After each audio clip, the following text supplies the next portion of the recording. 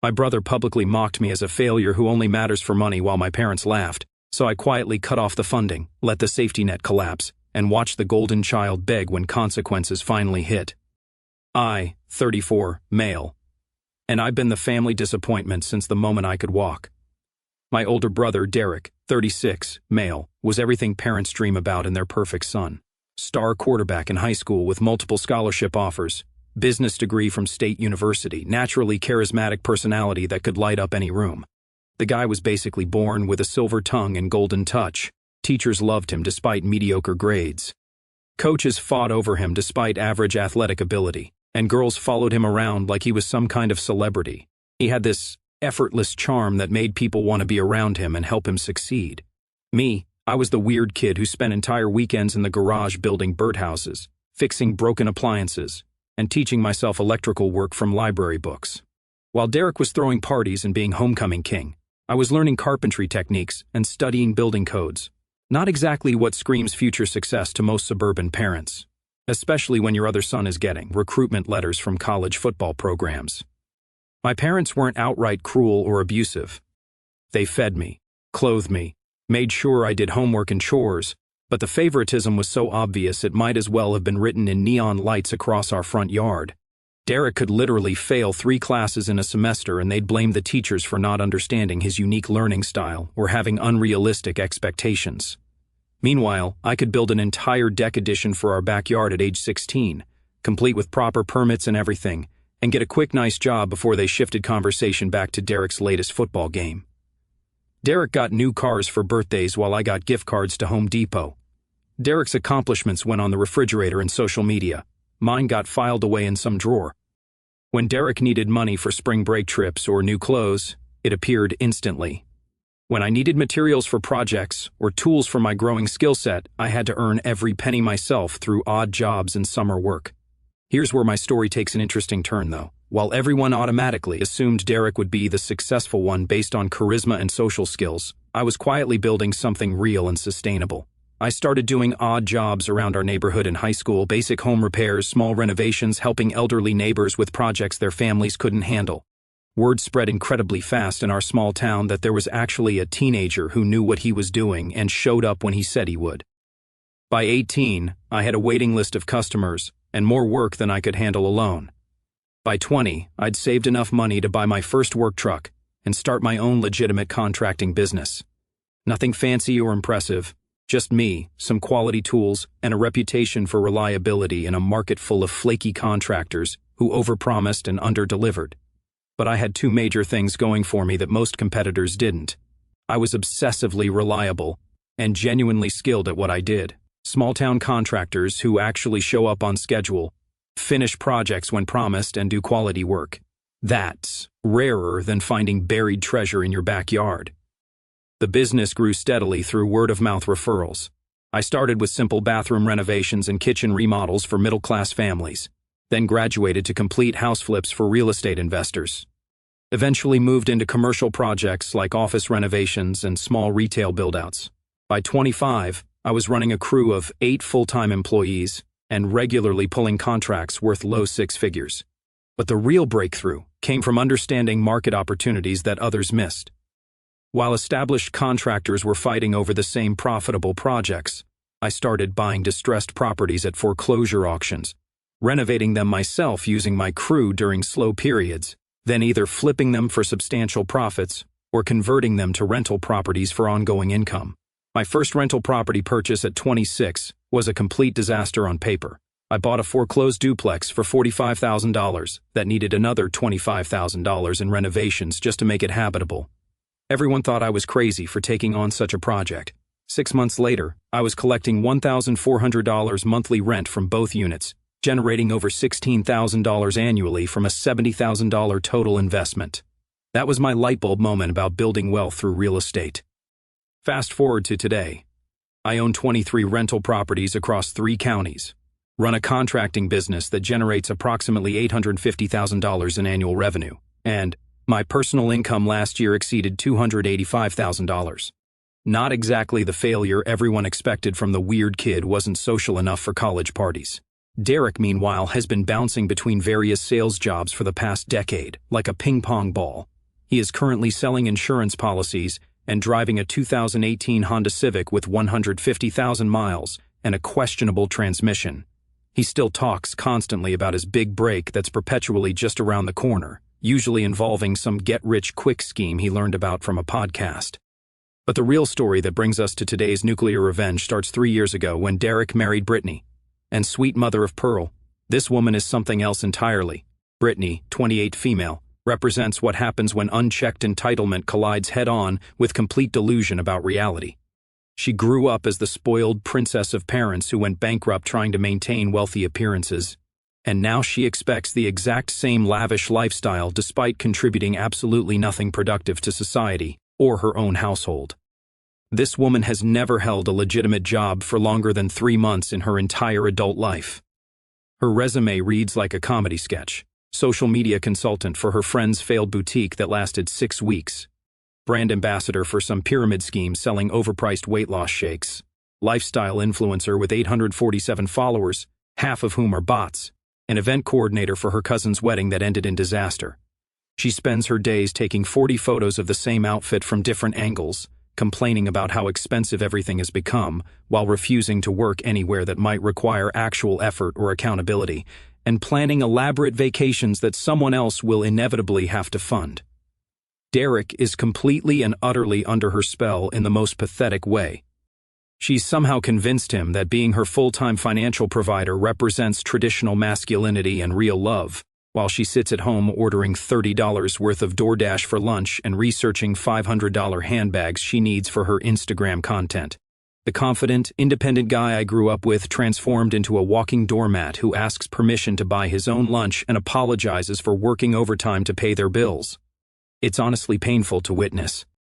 Before diving deep into the main story, I absolutely must introduce you to my neighbor because his perspective and advice become crucial elements later. Steve, a 45-year-old union electrician with zero tolerance for BS, had been warning me for years. Alex, your family treats you like a personal bank account with legs. When are you finally going to grow some spine? I should have listened. It started innocently enough. Derek's transmission died. He needed $1,800 for emergency repairs, or he'd lose his job. Mom called asking if I could help since family takes care of each other. Sure, whatever. $1,800 won't break me. 2 weeks later, Brittany needed $650 for urgent dental work. Then their AC died during a heat wave. $1,200 for emergency replacement. Then her car needed tires and brakes. Another $800. Each request came with elaborate sob stories about how temporary their situation was, how they'd definitely pay me back once Derek's next commission check arrived, and how this would absolutely be the last time. Then they decided to take an anniversary trip to Florida because Brittany was really stressed lately and deserved something special. Derek called asking for $2,800 to cover flights, hotel, rental car, and spending money. Stressed from what exactly? Sitting at home scrolling social media while he worked 60-hour weeks. But I paid for the vacation anyway because that's what family does, right? This pattern continued for 3 solid years with increasing frequency and escalating amounts. Every month brought some new financial crisis requiring my immediate intervention: car payments, credit card bills, emergency vet bills for their designer dog they couldn't afford, rent assistance, utility bills. Here's what really got under my skin. Brittany's attitude became increasingly entitled. She'd text me, "Derek said you'd cover our electric bill this month. Can you Venmo me $240 by tomorrow, or need you to transfer $400 for groceries? Thanks." Like I was some utility service she could activate whenever convenient. The passive-aggressive comments at family gatherings became relentless. She'd criticize how I was too obsessed with work and emotionally unavailable, all while wearing a $220 dress I bought her, carrying a $180 purse I gave her for Christmas, and sporting $350 shoes, charged to a credit card I was helping pay off. Derek never defended me, not once. He'd just laugh awkwardly and change the subject whenever his wife verbally attacked the guy funding their existence. Never told her to back off, never showed appreciation, just sat there like a neutered pet while she disrespected the person keeping them financially afloat. My parents thought Brittany was wonderful for Derek. They loved how she brought out his sensitive side and made him more family-focused. Translation: she successfully transformed their formerly confident son into a dependent child who came running to mommy and daddy whenever his wife overspent their budget. Through all this chaos, I kept obsessively detailed records of every transaction. By Christmas last year, my spreadsheet showed I'd provided over $54,000 in direct financial support over 3 years. Not loans. Outright gifts given during temporary crises that somehow never ended. The breaking point had been building pressure for months, but I didn't recognize the warning signs until everything exploded at once. 2 months ago, Derek celebrated his 32nd birthday. Dad decided this milestone deserved a major celebration and booked a private dining room at Romano's, an upscale steakhouse downtown that charges $45 for ribeye and $18 for cocktails.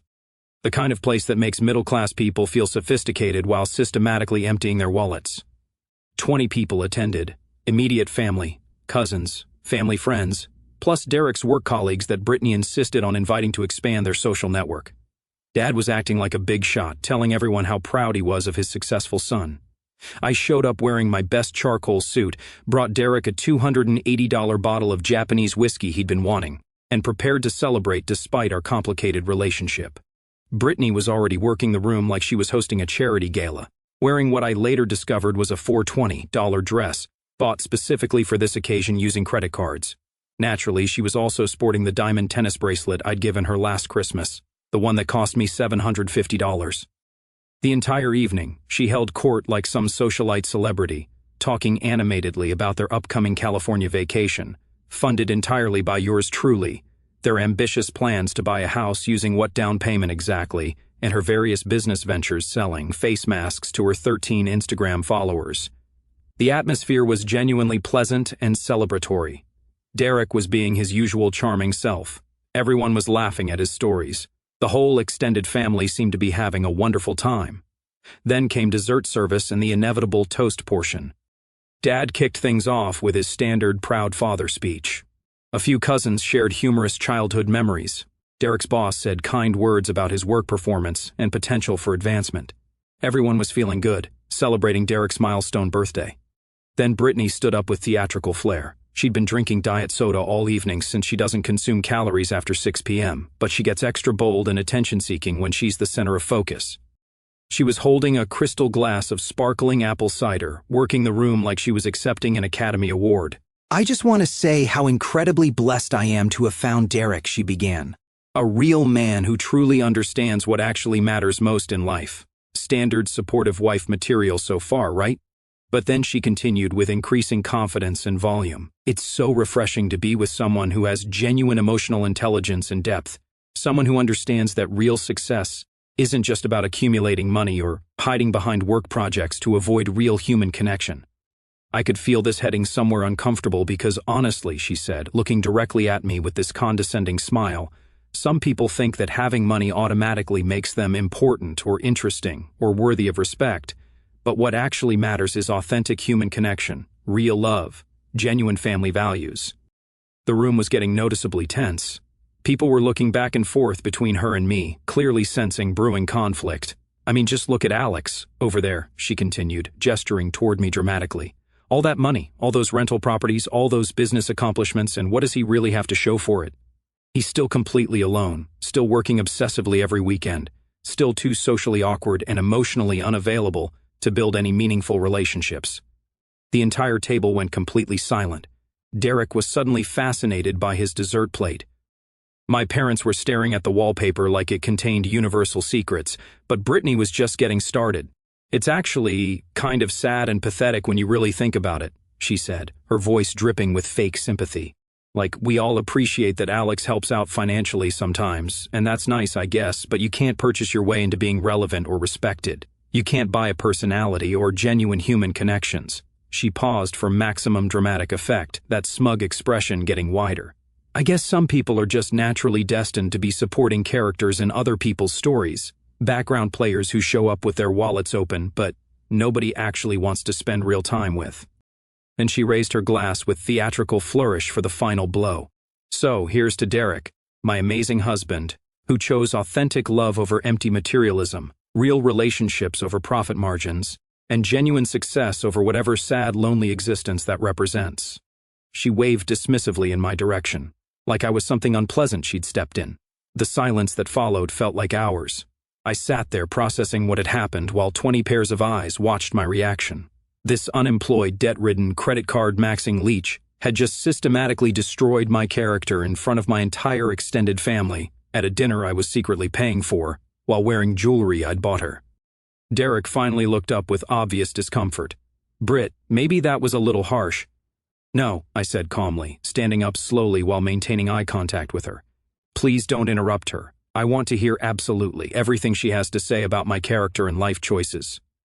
Brittany's smug expression faltered slightly when she realized I wasn't going to slink away in embarrassment, but she held her ground defiantly. "I think I've made my perspective perfectly clear." I nodded thoughtfully, pulled out my phone and started typing while everyone watched in confused silence. "Just handling some quick business matters," I said matter-of-factly. "Please don't let me interrupt the celebration." What they didn't know was that I was canceling the payment authorization for that dinner. The restaurant would be running Derek's personal credit card in about 45 minutes for the full $2,100 bill plus automatic gratuity. The same Derek who'd called me 3 days earlier asking for $180 because his checking account was overdrawn again. But that was merely the opening move in what was about to become total war. I looked around the table slowly, making deliberate eye contact with each family member who'd sat there silently while this woman completely eviscerated my character. "You know what, Brittany, you're absolutely right about one important thing. I have been a supporting character in your story for way too long, but here's what you don't seem to understand about supporting characters. When they decide to leave the production, the entire story usually falls apart pretty quickly." I headed calmly toward the exit but turned back for one final comment. "Oh, and Derek, you should probably call your bank in about an hour. You're about to get a real education in what financial independence actually looks like when you don't have a safety net." I walked out to the sound of confused murmuring, and Brittany asking loudly, "What did he mean by that comment?" They were about to find out exactly what I meant, and it was going to be absolutely brutal. I drove straight to my neighbor's house after that disaster, hands still shaking with rage and adrenaline. I found him in his garage, organizing tools while classic rock played from an old radio. "How was the big family birthday celebration?" he asked without looking up.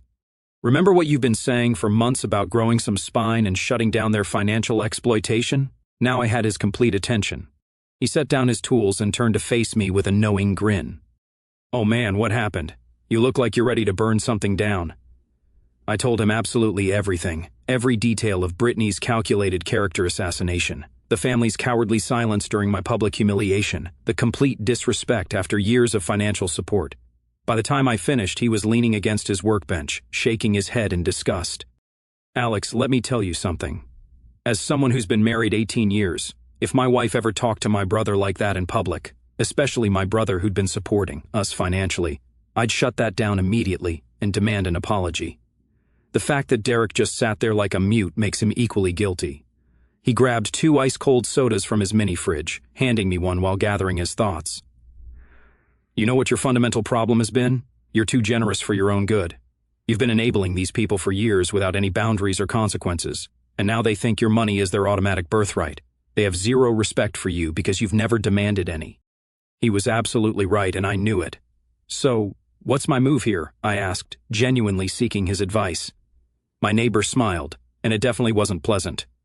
"You remind them exactly what life was like before you became their personal ATM machine, but you do it systematically and strategically. You don't just cut them off emotionally, you methodically dismantle everything you've been propping up financially." We spent the next 5 hours planning my response with military precision. My neighbor, despite being a straightforward blue-collar guy, has an absolutely devious mind when it comes to delivering justice to people who deserve it. Here's the comprehensive strategy we developed. Phase 1, immediate financial chaos and emergency situations. Phase 2, credit destruction and asset seizure through legal means. Phase 3, systematic investigation and exposure of illegal activities. Phase 4, social humiliation and reputation destruction. Phase 5, complete isolation and family alienation. The key to making this work, he explained while sketching timelines, is making everything appear completely natural and unavoidable, like their terrible financial decisions are finally catching up to them after years of consequences being delayed. You're not attacking them directly, you're just removing the safety net they didn't realize they were completely dependent on. Over the following week, I began implementing Phase 1 with surgical precision. Remember that birthday dinner bill? Derek's credit card got declined spectacularly in front of the entire extended family. They had to call my parents at 11 p.m. to come bail them out with cash, leading to an extremely embarrassing conversation about their actual financial situation. But that public embarrassment was merely the appetizer. What Derek and Brittany didn't realize was that I'd been co-signing or guaranteeing various financial obligations over the past 3 years. Brittany's BMW lease, I was the guarantor because her credit score was abysmal. Their apartment lease, same situation. Even their cell phone plan was tied to my credit rating. I started making systematic phone calls to every creditor and financial institution. Hello, I'd like to remove myself as guarantor on account number XYZ. Yes, I understand this might create complications for the primary account holder. No, I'm not interested in discussing alternative arrangements. Within 72 hours, Derek was fielding panicked phone calls about his car lease being terminated early due to guarantor withdrawal. Their landlord was demanding additional security deposits and new qualified CO signers. Their phone service was being reviewed for potential termination. The beautiful part was that I wasn't doing anything illegal, unethical, or even morally questionable. I was simply exercising my legal right to remove myself from financial obligations I'd voluntarily assumed during better times. My neighbor absolutely loved getting daily updates on the chaos.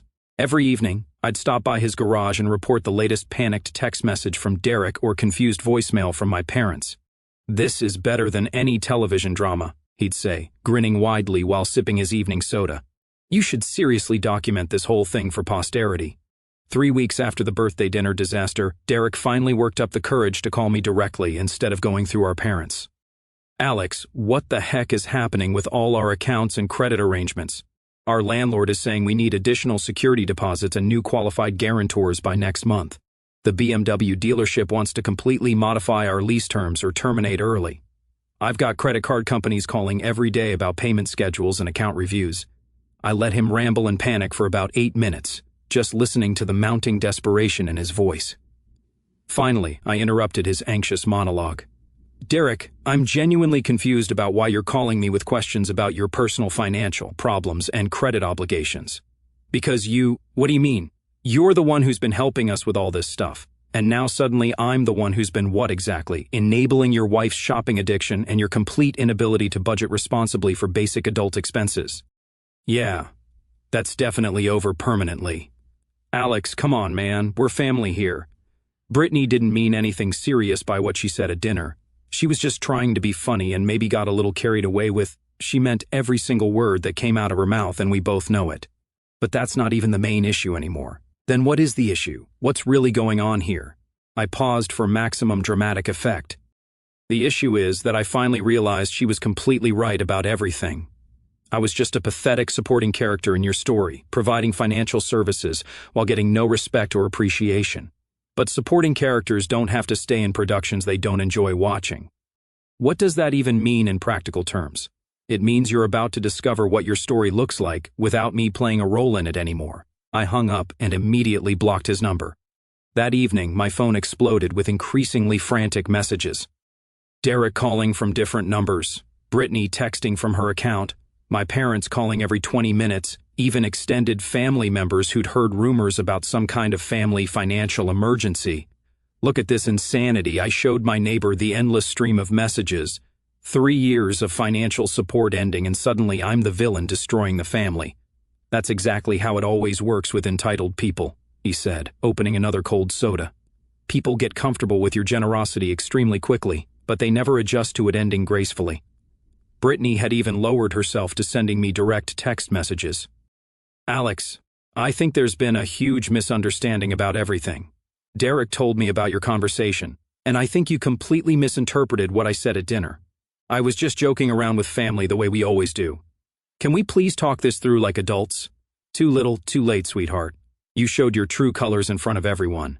But the real entertainment was just beginning. During my research into their complete financial situation, I discovered something absolutely fascinating. Remember how Brittany was constantly buying expensive clothes, getting professional hair and nail treatments, eating at upscale restaurants, and purchasing designer accessories? And remember how she claimed to be an influencer and social media consultant building her personal brand? Well, she'd been writing absolutely all of that off as legitimate business expenses on her tax returns. thousands and thousands of dollars in deductions for what was obviously personal spending and lifestyle maintenance. The IRS tends to take an extremely dim view of that kind of creative accounting and tax fraud. So, I made a carefully planned anonymous phone call to their fraud reporting hotline. "Hello, I'd like to report suspected tax fraud and false business expense claims." I provided specific dates, exact amounts, and social media evidence, clearly showing personal use of claimed business expenses, all publicly available information that anyone could access. The IRS moves slowly and methodically, but when they finally decide to act, they act with devastating effectiveness. Meanwhile, without my credit rating and financial backing supporting them, Derek and Brittany's actual financial situation was becoming painfully apparent to all their creditors. Late payment notifications started appearing on their credit reports like clockwork. Their credit scores began plummeting rapidly. This triggered automatic increases in interest rates on everything they owed money for. Car insurance premiums increased dramatically. Credit card companies reduced their available limits while simultaneously raising interest rates to penalty levels.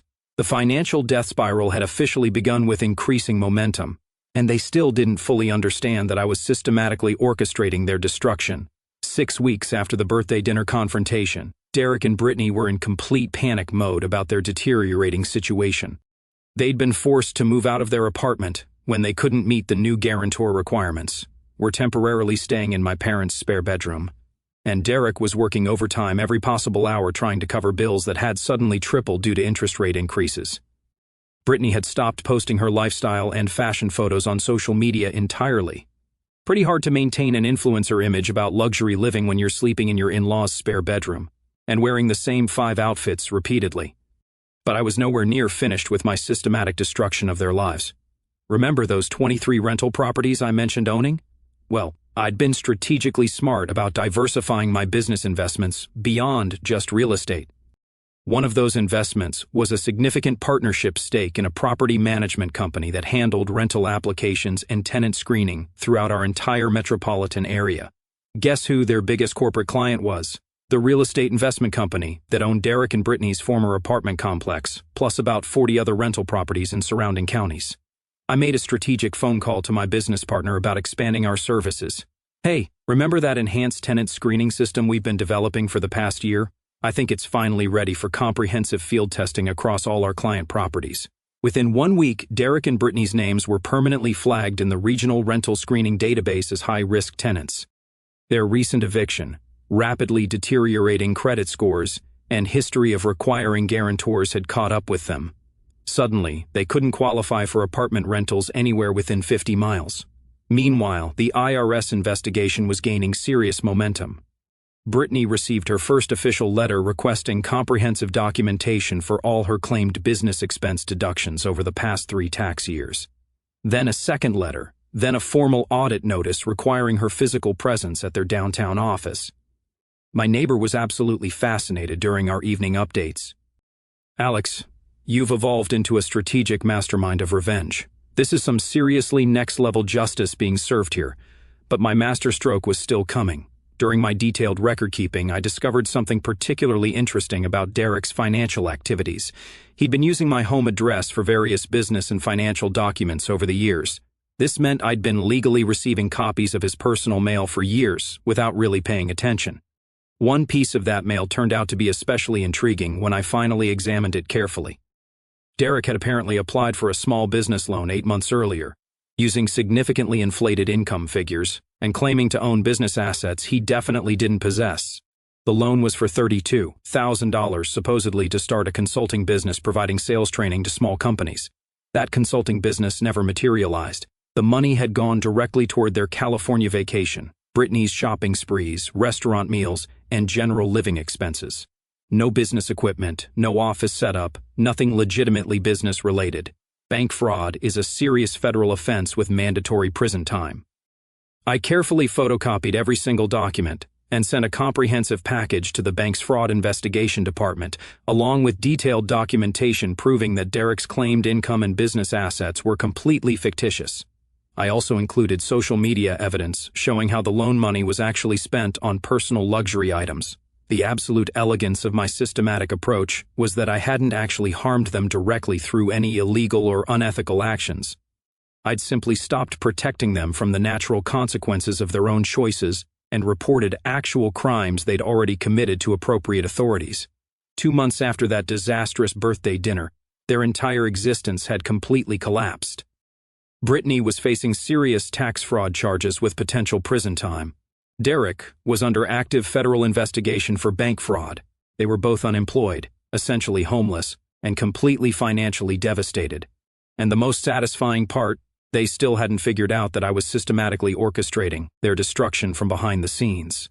Last Tuesday evening, I was at my neighbor's house reviewing blueprints for my latest property renovation project when my security system sent an urgent alert to my phone. I checked the live camera feed from my front porch. Derek, Brittany, and both my parents were standing together on my front steps, looking absolutely desperate. Derek appeared to have aged a full decade in just 2 months. Brittany looked like she'd been crying recently and was wearing clothes I'd never seen before, probably borrowed since she couldn't afford new ones. "Oh man, this should be absolutely fascinating," my neighbor said, grinning with anticipation. "Mind if I observe this confrontation from your kitchen window?" I opened the front door but remained firmly in the doorway, deliberately not inviting any of them inside. "Alex," my father began with obvious discomfort, "we really need to have a serious conversation about this family situation." "About what specifically?" I replied calmly. Derek stepped forward with his voice noticeably shaky. "About fixing this disaster that's happened to our family. About working together to solve these problems." I looked directly at Brittany with obvious expectation. She couldn't make eye contact and was staring at her borrowed shoes. "You have something specific you want to say to me?" I asked her directly. She finally looked up with eyes that were red and swollen from recent crying. I'm sorry about what I said at the birthday dinner, about calling you a supporting character, about saying you were socially awkward and couldn't buy relationships." Derek jumped in desperately, his voice cracking with emotion. "Alex, we know you're somehow behind everything that's been happening to us. The credit issues, the rental problems, the government investigations." I raised an eyebrow with feigned surprise. "Are you actually accusing me of something illegal here?" "No. Look, we just want to fix this situation somehow. Whatever we did wrong, however badly we hurt you, we want to make it right." My mother finally spoke up, her voice barely above a whisper. "Alex, they've lost absolutely everything. Derek might go to federal prison. They're living in our basement and sleeping on an air mattress." "And?" I replied with complete indifference. That single word hung in the air like a physical blow to their faces. "And we're desperately asking for your help to survive this," my father said quietly, his pride visibly crumbling. "Help with what exactly?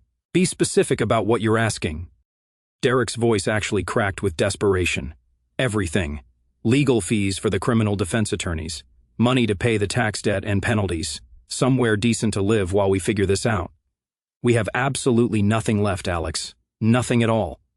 I studied each of their faces carefully for a long moment, genuinely savoring their complete desperation and helplessness. "Brittany," I said with deliberate calmness, 2 months ago you publicly called me a socially awkward loner who couldn't buy his way into relevance or respect.